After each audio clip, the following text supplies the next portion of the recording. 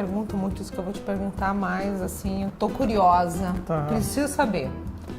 De todo esse monte de projetos que você já fez, essa montanha de projetos, qual foi, assim, o que você mais se identificou, que você teve mais liberdade e que você curtiu mais fazer? Swarovski Crystal Palace, foi o mais legal.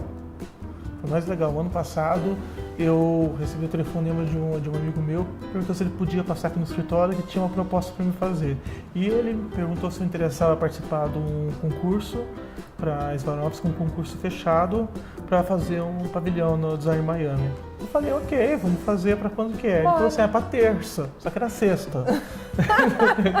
Aí eu entendi que, tipo, na certa deve ter chamado alguém que deve ter pulado para trás, a gente tinha que ter um número X, porque a gente, né, convidou com 3 dias de antecedência.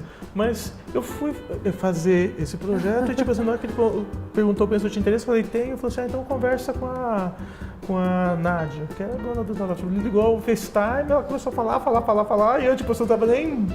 Você não estava nem no timing direito. Eu fiz, ela falou, você tem uma pergunta para me fazer? Foi uma conversa breve. Eu falei assim, mas o que é para fazer? Ela falou assim, olha, faça o que você quiser. A única coisa, o único tema que existe é algo relacionado à água.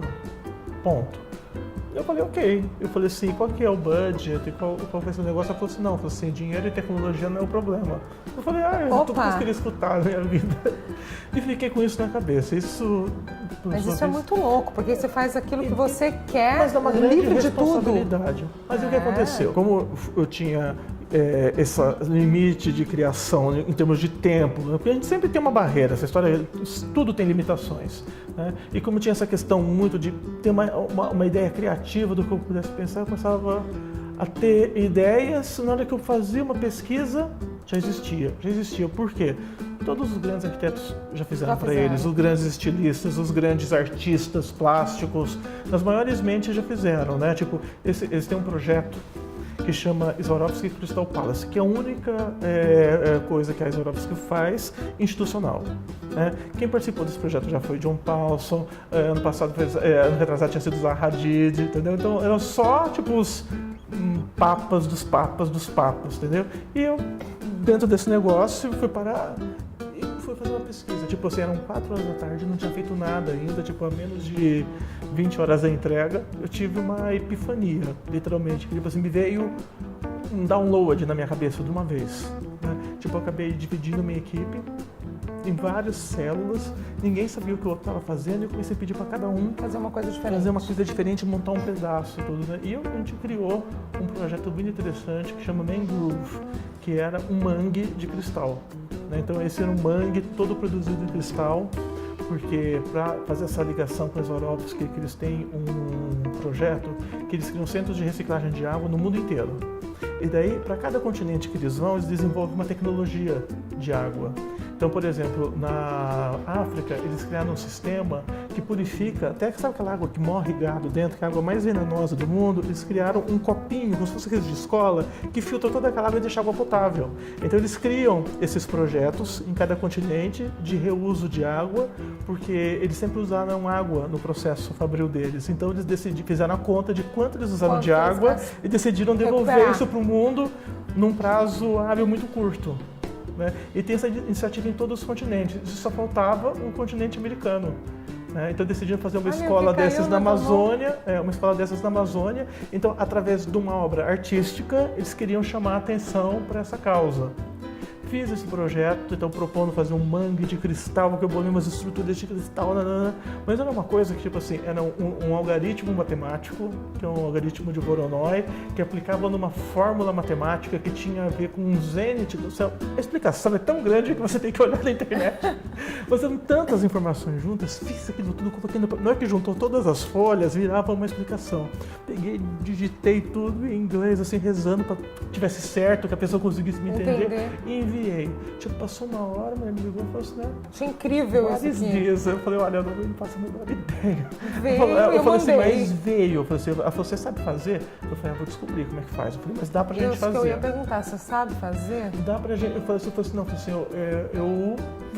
vamos em frente. Uma resposta, né, pra ela, mas a senhora não disse que tecnologia e dinheiro não era problema? Claro que dá pra fazer, né? Foi isso que aconteceu, entendeu? Tipo assim, fechamos pra fazer uma coisa em 2 meses, né? A ideia inicialmente até que a gente levasse essa estrutura do Brasil, né? Mas eu falei que era totalmente inviável em termos de tecnologia e tudo, mas, por exemplo, a gente teve um excelente suporte, por exemplo, foi uma oportunidade de trabalhar com um know-how totalmente diferente, por exemplo, essa empresa... Isso aconteceu quando? Isso tudo ano passado, mas exatamente nessa época, outubro, novembro, a gente fez para o Design Miami Art Basel do ano passado, que é em dezembro.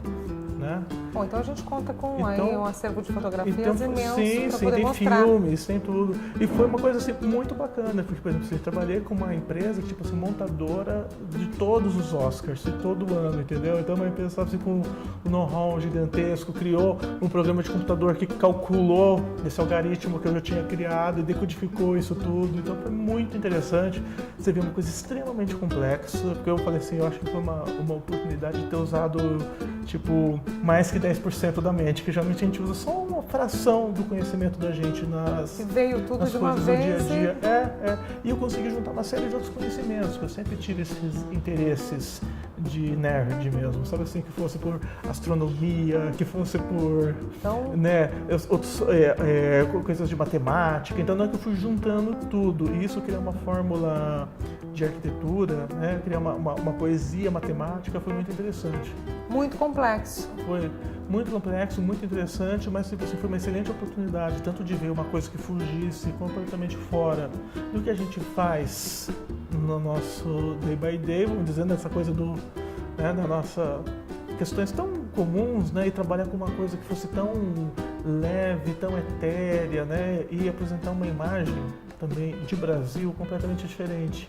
Que quando eu fui convidado para esse projeto, a única condição que eu tinha colocado é que eu não gostaria de repetir a imagem que os estrangeiros gostam de comprar do Brasil, né? Que essa imagem muito bem colocado, né? Gostam de comprar do Brasil. Tipo assim, os brasileiros sofrem um gigantesco preconceito. E eu digo isso pelo fato de estar nesse mercado já há tanto tempo e de ter... eu tenho, tipo assim, 2 vias. Uma via é o lado, por exemplo, assim, de uma pilhada de publicações internacionais. E, por um outro lado, eu sempre tive também uma barreira, por exemplo, de conseguir ficar no mercado internacional, porque eles sempre falavam que minhas coisas tinham uma cara muito internacional. Então eu falo, mas qual que é o problema? Ele falou assim, não, porque brasileiro tem que fazer... Eu já escutei exatamente com essas palavras, que brasileiro tem que fazer coisa de maneira... De brasileiro. De brasileiro.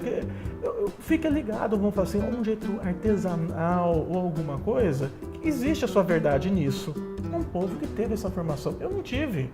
Se eu fizer isso, vai ser falso, entendeu? Eu sempre olhei o mundo, antes de ter a palavra globalizado... Você era global, né? Porque eu faço parte dessa geração, né? Então, tipo assim, a gente começou a ter essa curiosidade de olhar, eu não olhei para fora, eu olhei para os lados.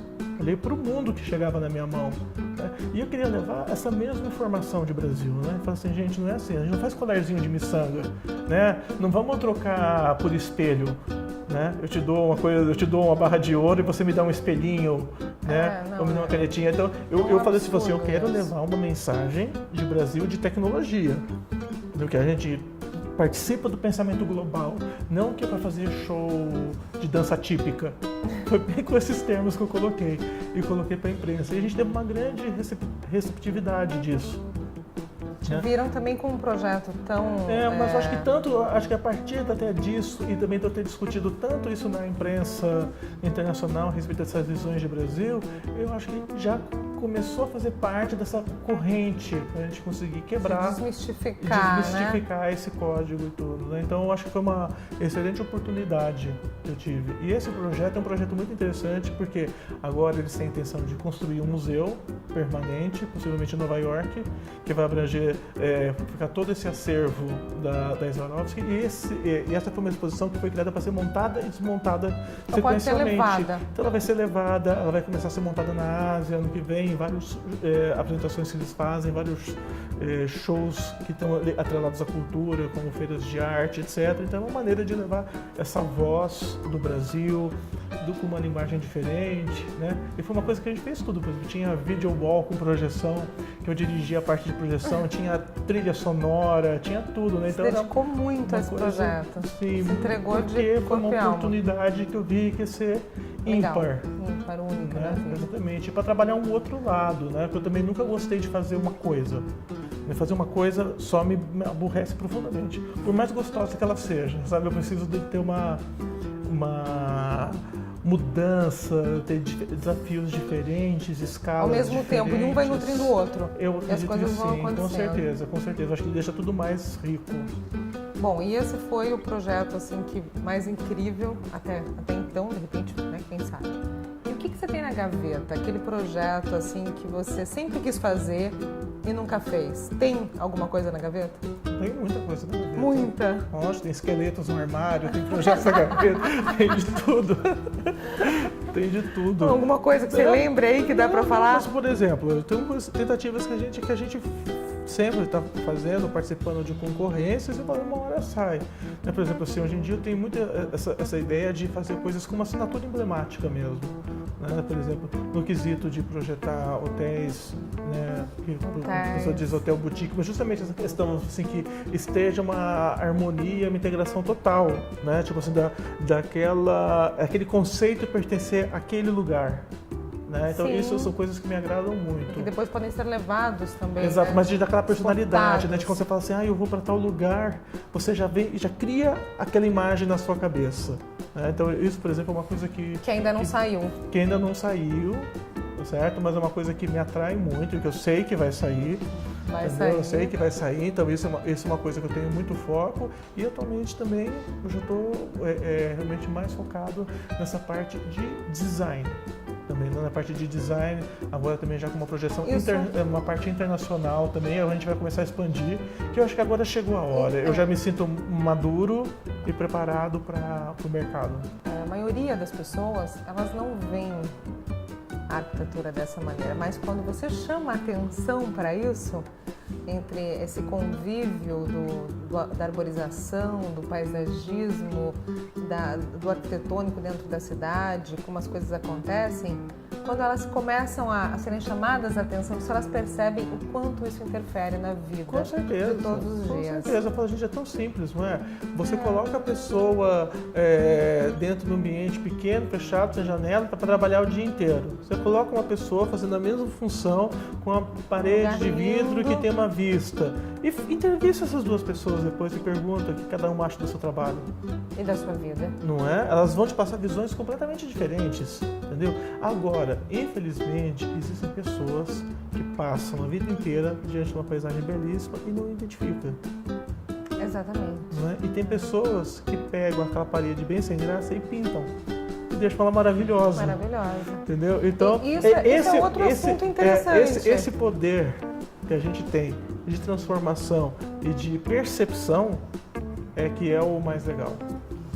Você é um cara muito ligado nas artes de rua, nos estilos livres. Como é que é a tua relação com isso? Tudo, eu acho. Tudo. Acho que a gente retorna naquela questão do lifestyle, entendeu? Que você é o que você vive. Então, por exemplo, eu acho tão normal se eu tenho que vir trabalhar, passo pelas ruas, vejo os muros e tudo, por exemplo, essas questões, como vai, por exemplo, grafite. Eu amo grafite. Então, mas eu falo, por exemplo, hoje em dia eu já tô naquela fase, eu já tô na fase que eu já peguei até vodka. Eu falo assim, gente, eu tava vendo isso, tipo, não era establishment ainda, né? Tinha uma hora que vira um establishment certas coisas, não é? Os artistas que eram marginais viram artistas de elite, não é? Porque as pessoas prestam atenção, os preços sobem, né? Existe sempre esse movimento, entendeu? Mas eu falo assim, gente, esses movimentos estão sempre do lado da gente. Né? Então eu falo assim, prestar atenção, eu não quero uma coisa que esteja fora do meu alcance, né? Fazer esse negócio aqui do lado. Né? Então pega isso que está do seu lado. E usa. Entendeu? E usa isso que está do seu lado. Então, para mim, é totalmente livre. Né? Então as coisas vão acontecendo, mas tipo, eu acho que tem que ter essa naturalidade. Eu não gosto que fala assim, isso aqui é para fazer tal coisa. Isso aqui só serve para colocar em tal lugar. Eu gosto muito dessa ideia de você ter essa liberdade, de você subverter essas coisas. Guilherme, a gente tem que ficar por aqui. Foi incrível esse papo. Eu saio em adoração a você, esperando, te acompanhando pela mídia, te acompanhando pelo site, pelo Google e por tudo aquilo que você está fazendo. Obrigado. Valeu. Obrigado, foi um prazer, viu? Gostei muito. Bom, nós nós vamos ficando por aqui, né? Ainda com vontade de falar mais, mas nós vamos ficando por aqui. Até o próximo Arquitetando.